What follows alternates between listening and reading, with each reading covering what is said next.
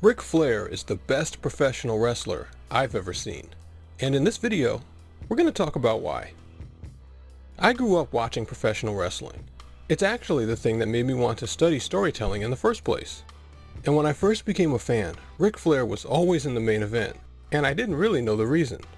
But the more I learned about how wrestling actually works, the more I came to appreciate how good he was. And in fact, I don't think people really know that, or how far beyond so many other wrestlers Ric Flair really was.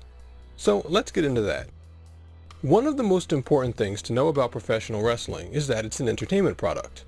Ultimately, fans are paying you to give them an emotional experience that they enjoy but don't get enough in everyday life. This means that ultimately, the best product is the one that does the most for the viewers. The promoters and performers' reward is of course in their paycheck, and those are really the key ideas I want to talk about, and really the key things that set Ric Flair apart from other wrestlers. Hopefully, even if you're not a wrestling fan, you'll still find this interesting, because a lot of it applies in entertainment in general. First things first, Ric Flair spent most of his career as a heel, which in wrestling terms means a villain. A villain in pro wrestling storylines, when they're done properly, plays a very specific role, but a simple one. They show traits that the audience thinks lead to bad things, then they actually have bad things happen to them. Usually, this means losing at the end of the storyline. And when that occurs, we as the audience feel good, because our beliefs have been confirmed and our world is safe, and that gives us a warm and fuzzy feeling. But in order to do that best, in order to confirm our beliefs the most and make our world feel the most safe, the villain has to lose in a very specific way. And this is something that very few people do right, even professional writers and directors in Hollywood. But somehow Ric Flair did this perfectly. Because as a villain, you can have any number of bad traits, and all of those traits can cause you to fail. But you have to fail because of those traits in order for the audience to feel the greatest sense of confirmation. And Ric Flair was an arrogant villain. He thought he was better as a person, more talented, tougher, and so on, than his opponents and the audience. And he told people that. For that to work in a story, the arrogant villain has to lose. And the arrogant villain has to lose in a very specific way. They have to show that their arrogance, their belief that they were better than other people, was not actually justified. They were either wrong, and we find out that they aren't as good as they thought, or they were lying and didn't actually have the traits they claimed that they did. This was a natural part of Ric Flair's matches. He would go from his overconfident, bragging self to literally being beaten up all over the ring. This showed that Ric isn't the ultra-tough, ultra-talented competitor that he tried to claim he was. For audiences that had to listen to him brag for weeks or months before these matches, this was perfect. And of course, when Ric claimed to be the best wrestler in the world, being beaten up and losing disproved that too. But it's important to emphasize that, besides confirming that the arrogant heel was never the things he claimed to be, this is also about relieving tension for the audience. Because villains actually threaten the audience in a lot of ways. Not just through potentially claiming false things, but through their own existence, and what they might do in the future. So, they want to see your ego deflated. They want to know that you know you've been exposed, so you won't try it again. This is what Ric Flair's habit of begging for his life in the middle of the match was actually about.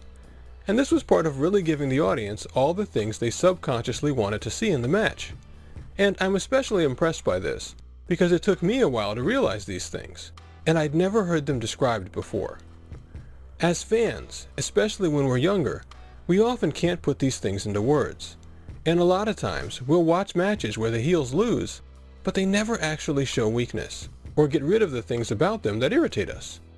So, even though it seems like things went correctly, and we don't complain, we don't actually have a satisfying experience. And it really only shows in the ratings, which, when people never get what they want, eventually fade away, and don't come back. We made a living making our opponents Look good. And they were good opponents. The NWO, all it was they beat everybody in the company 300 times. And ultimately, it destroyed the company. It's obvious Ric Flair had knowledge, or learned enough over his career, about how to be a great villain. Because he did this consistently, which is why he lost the world title so many times. In addition, the elements of his character and style were very well chosen. It was believable enough that both kids and adults could be affected by it. And he could take it out of the wrestling arena, do appearances in the media and so on, and do fine. There have been some other gimmicks that were incredible in the ring, but not so much in front of non-wrestling audiences and interviewers. And Flair's moveset was also perfect for telling a logical story, since his finishing move allowed him to believably wear down his opponent's legs as part of the match. A lot of wrestlers have or have had great finishers, but they couldn't build their match strategy around it in a way that made sense. And since it was a submission move, he could use it on the hero and have the hero escape or hold out and not lose the credibility for his finisher by them having to kick out of it, among other things. All of these are from some combination of experience and Ric Flair having a uniquely great mind for the wrestling business. But on top of that, he had the natural ability to make these things work. He had a great look and was incredibly charismatic. He had the ability to make fans care about him, with the level of emotion he could convincingly show, and how well he could play his character. There were other wrestlers who were nearly as good as he was in the ring, but who couldn't do as well overall because they didn't have the charisma to make the fans want to see them win or lose in the first place. And likewise, there were other successful wrestlers who really had charisma, but who couldn't actually work matches where the audience's interest was turned into a real drawn-out and satisfying emotional experience.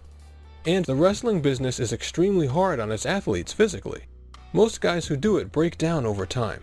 Ric Flair physically had incredibly long matches, sometimes up to an hour, multiple times a week over his career. 48 minutes we went when he couldn't even open his eyes an hour before that. And I said, this guy's not from planet Earth. And this was after he suffered a nasty back injury in a plane crash when he was young. Some other great in-ring wrestlers criticized him for doing the same things over and over in his matches. But by that point, Ric was actually in his early 40s, past the age when a lot of those wrestlers actually retire. And Ric would go on to win multiple world championships and keep drawing fans for years after that point. And he had lots of different match types before that, several of which were considered the best matches ever for decades. But there's one more element here that might actually be the most important. Because for a wrestler to be truly great, it's not just about their in-ring ability, their durability, or even their charisma. It has to also be about their integrity, their unselfishness as a person. And I'm not talking about someone's personal life. I mean how they use their influence backstage, what they do for the fans and for other wrestlers to make sure they all benefit. Because as an entertainment product, professional wrestling can never be just about one person.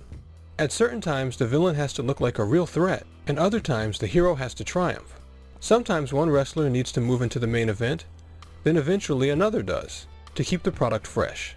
This means that a great pro wrestler has to be willing to step aside when he needs to, and lose matches when necessary, in order to not work for himself, but to work for the business as a whole, and everyone who loves it. That to me was the most special thing about Ric Flair. He had almost everything a wrestling promoter could want. The fans cared about him, he could give them a better show than just about anybody, but the ultimate joy for the fans came when he would lose to the hero and be defeated, at least for a while. And Ric was willing to do that. He would make other stars. He wouldn't put his own interests over those of the fans and company, which was the exact reason that he drew so much money, did so great for the business. Flair had basically demanded the book. And that was what, August, September, October, November, even into December, the TV ratings were going up drastically. And won and lost the world title so many times. But when you take it all into account, the one title he's never lost, at least to me, is being the best professional wrestler who ever lived. And I'll talk to you soon.